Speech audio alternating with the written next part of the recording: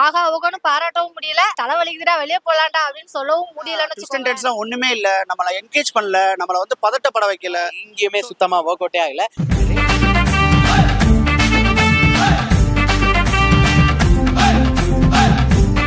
ட்ரெய்லர்ல வந்து ஆக்சுவலி நான் பார்க்கும்போது நான் எக்ஸ்பெக்டேஷன் பண்ணது வந்து போர் தொழில் அதோட கான்செப்டா தான் இருக்கோ, இது ஒரு சீரியல் கில்லரோட கான்செப்ட்ங்கிறது நல்லாவே தெளிவா தெரிஞ்சு. எனக்கு கிளைமேக்ஸ் மட்டும் ரொம்ப சொதப்பிட்டாங்களோ அப்படிங்கிற மாதிரி இருந்தது. ஏன்னா ஒரு சீரியல் கில்லர் மூவி அப்படின்னு சொன்னாலே அந்த ட்விஸ்ட் ரொம்ப இம்பார்ட்டன்ட் அப்படின்னு நினைக்கிறேன். அது வந்து ரொம்ப லோவா இருந்த மாதிரி இருந்தது, ஒரு பேஸே இல்லாத மாதிரி இருந்தது. ஆனா அவர் சரத்குமார் சாரோட ஆக்டிங் வேற லெவல். உண்மையை சொல்லணும்னா பர்ஃபெக்டா செட் ஆன மாதிரி இருந்தது. ஒரு ஆஃபீஸர்னு சொல்லிட்டு நம்மளை ஏத்துக்க முடியுமான்னு கேட்டா ஏத்துக்க முடியும்.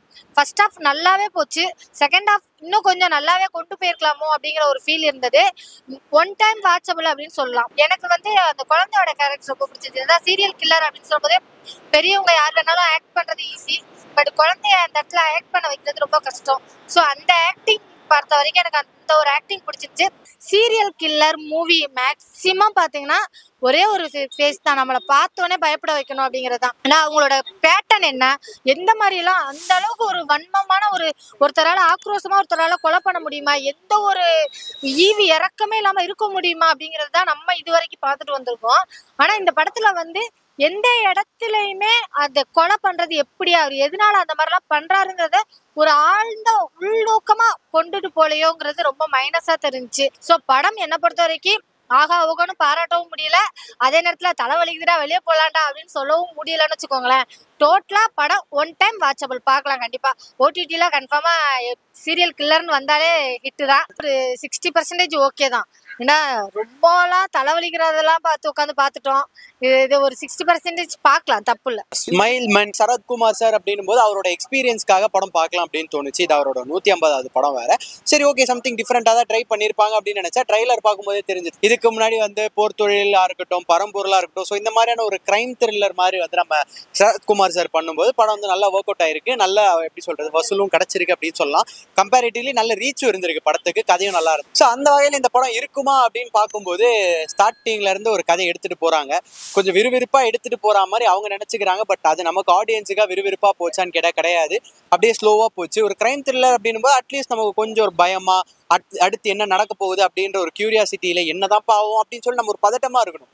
அந்த மாதிரி இந்த படத்துல எதுவுமே கிடையாது. ரொம்ப சாலிடா அப்படியே கிரைம் த்ரில்லர் அப்படின்றது அந்த கிராஃப் மேலே கீழே போகாம சல்லுன்னு இப்படி போனா எப்படி இருக்கும் அந்த மாதிரிதான் இருந்தது.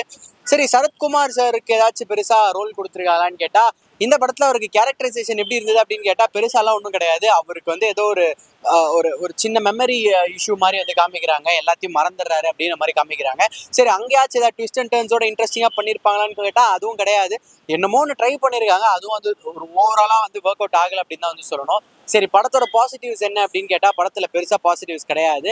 சரத்குமார் சாரோடைய அந்த தாடி வச்சு ஒரு கெட்டப் இருக்கும், அது நல்லா இருந்தது. மற்றபடி அவர் போலீஸா வர்றது அது எல்லாமே வந்து நம்ம அவரோட பழைய படத்துல பார்த்தது தான். புதுசா இதுல வந்து எதுவுமே பாக்குற மாதிரி இருக்காது. அதுவும் அந்த சஸ்பென்ஸ் அந்த மாதிரியான விஷயங்கள்லாம் சுத்தமா ஒர்க் அவுட்டே ஆகல. பாட்டும் பெருசா ஒர்க் அவுட் ஆகல. கதை அப்படின்னு வரும்போது கதைக்கு ஒரு வெயிட்டேஜ் கிடையாது. அண்ட் வில்லன் அப்படின்னு வரும்போது வில்லனுக்கு ஒரு பவர் இருந்தால் தான் ஹீரோக்கான பவர் வந்து ஏறும். நீங்க வில்லனை வந்து எவ்வளோ டம்மியா காமிக்க முடியுமோ அவ்வளோ டம்மியா காமிச்சிருக்காங்க. வில்லனுக்குன்னு சொல்லி ஒரு கேரக்டரைசேஷன் வேணும் இல்ல. ஒரு வில்லன்னா இப்படிதான் கொடூரமா இருப்பான், இந்த மாதிரியான விஷயங்கள்லாம் பண்ணுவான் அப்படின்ட்டு. இதுல வில்லன் அப்படின்றது கொடூரமா கொலை பண்றது எப்படி அப்படின்றது கூட காமிக்கல. ஒரு சின்ன குழந்தைய கொல்ற மாதிரி காமிக்கிறாங்க, இதுதான் அவங்களோட கொடூரம் அப்படின்ற மாதிரி காமிக்கிறாங்க. இதெல்லாம் எங்கேயுமே சுத்தமா ஒர்க் அவுட்டே ஆகல. ஓவராலா படம் ஒர்க் அவுட் ஆகுமான்னு கேட்டா ஒர்க் அவுட் ஆகாது, பெருசா வந்து போகாதுன்னு சொல்லலாம். ஓடிடில வாட்ச் பண்ணலாமான்னு கேட்டா மேபி வந்துச்சு, நீங்க ஃப்ரீயா இருந்தீங்கன்னா ஒரு வாட்ச் கொடுக்கலாம். ஃபர்ஸ்ட் சரத்குமார் சாருக்கு வாழ்த்துக்கள். 150 படம் ஃபினிஷ் பண்ணிருக்காப்ல. ஆனா 150 படம் பார்த்தீங்கன்னா ஸ்மைலி மேன். இந்த ஸ்மைலி மேன் படத்தை பத்தி பேசணும்னா படத்துக்கு பாசிட்டிவ் அப்படின்னு சொல்றத முதல்ல நம்ம சொல்லிடலாம். படத்துக்கு பாசிட்டிவ் என்ன கேட்டீங்கன்னா சினிமோட்டோகிராஃபி ரொம்பவே நல்லா இருக்கு, அருமையா இருக்கு. அப்பெல்லாம் மெட்ரோ பார்த்தோம்ல, அந்த மாதிரி ஒரு சூப்பரான ஒரு சினிமோட்டோகிராஃபி கொடுத்தாங்க. மியூசிக் கூட ஓரளவு சப்போர்ட் பண்ணியிருக்குது. படத்தில் வந்து இதுதான் பெரிய ப்ளஸ்ன்னு சொல்லலாம். அதுக்கடுத்து சரத்குமார் சார் அவர் வழக்கம் போல் ஆக்டிங், ஃபிட்னஸ் எல்லாம் பயங்கரமாக இருக்குது. ஏற்கனவே வந்து ஓடிடி நாயகன் சொல்லலாம் யாரை, நம்ம சரத்குமார் சாரை. ஏன் சொல்கிறோம்னா ஓடிடியில் அவர் படங்கள்லாம் ரொம்ப நல்லாவே போச்சு. போர் தொழிலாக இருக்கட்டும், ஹிட்லிஸ்டாக இருக்கட்டும், இந்த மாதிரி ஒரு 4-5 படங்கள் எப்போயுமே நல்ல வரவேற்பு பெற்றதுனால வந்து கிரைம் சப்ஜெக்ட் வந்து அவருக்கு நல்லாவே ஒர்க் அவுட் ஆச்சு. ரொம்ப நல்லாவே நடிச்சிருந்தாரு. இதை தாண்டி படத்தில் மைனஸ் என்னன்னு கேட்டிங்கன்னா, ஒரு கிரைம் த்ரில்லருக்கு என்ன தேவை அப்படின்னு கேட்டிங்கன்னா நம்மளை வந்து திக்கு முக்காட வைக்கணும், ரொம்ப பயமுறுத்தணும். அதுக்கடுத்து அடுத்து என்னன்னு சொல்லிட்டு நம்மளை என்கேஜ் பண்ணிகிட்டே போனால் தான் அந்த படம் சக்ஸஸ் ஆகும். ரெண்டாவது பார்த்தீங்கன்னா அந்த படத்துக்கு வந்து எப்போவுமே கிரைம் த்ரில்லர் வந்து ஈஸி கிடையாது. ஏன்னா காமெடி படம் வந்து எப்படியாவது சிரிக்க வச்சிடலாம், அதுவும் கஷ்டமாக இருந்தால் கூட சிரிக்க வச்சிடலாம். லவ் சப்ஜெக்டாக இருந்தால் எல்லாமே 2K கிட்ஸு அவனுக்கு கொஞ்சம் கொஞ்சம் கனெக்ட் ஆகும், அதை வச்சு நம்ம படத்தை ஓட்டிடலாம். ஆனால் கிரைம் த்ரில்லர் வந்து அப்படி இல்லை. படத்தில் வந்து என்னென்னா என்கேஜ் பண்ணணும், ட்விஸ்ட் அண்ட் டர்ன்ஸ்லாம் நிறைய கொடுக்கணும். அதெல்லாம் கொடுத்து உட்கார வச்சா மட்டும்தான் அந்த படம் வந்து ஜெயிக்கும். ஆனால் அதெல்லாம் இந்த ஸ்மைலி மேனில் பண்ணுனாங்களா அப்படின்னு கேட்டால் கண்டிப்பாக இல்லைன்னு சொல்லலாம். ஒரு ஹியூமன் மனுஷன் வந்து எப்படி வந்து சைக்கோவாக மாறினாங்கிற அந்த மூமெண்ட் இருக்கு இல்லையா, அதை வந்து எப்போயுமே ஒரு ஸ்ட்ராங்காக சொல்லணும். அது வந்து ரீசனபிளாக இருக்கணும். இதனால தான் அவன் வந்து சைக்கோவாக மாறினான்னு சொன்னால் மட்டும்தான் அந்த படம் ஜெயிக்க முடியும். இந்த படத்தில் வந்து ஒரு மனிதன் வந்து சைக்கோவாக மாறுறான், ஸ்மைலி மேனாக மாறுறான். அவன் மாறினதுக்குள்ள ரீசன் பார்த்தீங்கன்னா செம்ம மொக்க. அதனாலே நம்ம தெரில, நம்மளுக்கு கனெக்டே ஆகலை. ஒரு சில படங்களில் பார்த்தீங்கன்னா த்ரில்லரில் வந்து கில்லரை வந்து ஃபஸ்ட்டே ஓப்பன் பண்ணிடுவானுங்க. ஓப்பன் பண்ணி அதை பேஸ் பண்ணியே அந்த ஜானல் போயிட்டே இருக்கும். அது மாதிரி ஒரு ரகம்.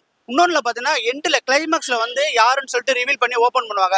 அது வரை சஸ்பென்ஸை மெயின்டைன் பண்ணிகிட்டே போவாங்க. இந்த படம் வந்து அதை பண்ணாதது தான் இந்த படத்தோடைய பெரிய மைனஸ்ன்னு சொல்லலாம். ரெண்டாவது வந்து பார்த்தீங்கன்னா ட்விஸ்ட் அண்ட் டர்ன்ஸ்லாம் ஒன்றுமே இல்லை, நம்மளை என்கேஜ் பண்ணல, நம்மளை வந்து பதட்டப்பட வைக்கல. ஸோ நிறைய வேரியேஷன் காமிச்சிருந்துருக்கலாம், நிறைய பட்ஜெட்லாம் நல்லா இருந்துச்சு, சரத்குமார் சாரோட ஆக்டிங் இருந்துச்சு. வழக்கம் போல் யதார்த்தமான நடிப்பில் அவர் பின்னிட்டு போயிருந்தா கூட படம் வந்து ரொம்ப ரொம்ப சுமாரான படமாக போனது ரொம்ப வருத்தமாக இருக்குது. அவருக்கு வந்து நாளாக நினச்ச 150 படம் வந்து பெரிய சக்ஸஸ் ஆயிரணும் சரத்குமார் சாருக்குன்னு சொல்லிட்டு இது ஃபுல் அண்ட் ஃபுல்லு வந்து ஓடிடியை மனசில் வச்சு பண்ணதுனால இது ஃபுல்லாக வந்து ஓடிடி கண்டென்ட்டாக தான் இருந்துச்சு ஒழிய ஒரு தியேட்ரிக்கல் மூமெண்ட் நிறையா, ஒரு விசில் அடிக்கிற மாதிரி, ஒரு பயங்கரமாக ஒரு கிளாப்ஸ் பண்ணுற மாதிரி, ஒரு அற்புதமான சீன், அந்த மாதிரிலாம் எதுவுமே இல்லாமல் ஃப்ளாட்டாக போனது இந்த படத்தோடைய வருத்தமாக இருக்குது. ஒட்டு மொத்தத்தில் இந்த படம் எப்படி இருக்குன்னு கேட்டோன்னா ஆவோன்னு நம்ம சொல்ல முடியாது, ரொம்ப மொக்கன்னு சொல்ல முடியாது. ஒரு ஆவரேஜான தமிழ் படம். டைம் இருந்தால் வந்து பார்க்கலாம், இல்லைனா ஓடிடியில் பார்த்து மகிழலாம். இந்த வீடியோ பிடிச்சிருந்துச்சுன்னா லைக் பண்ணுங்க, ஷேர் பண்ணுங்க, கமெண்ட் பண்ணுங்க. ரஃபி தியேட்டரை மறக்காம சப்ஸ்கிரைப் பண்ணிருங்க, பெல் பட்டனை கிளிக் பண்ணிருங்க.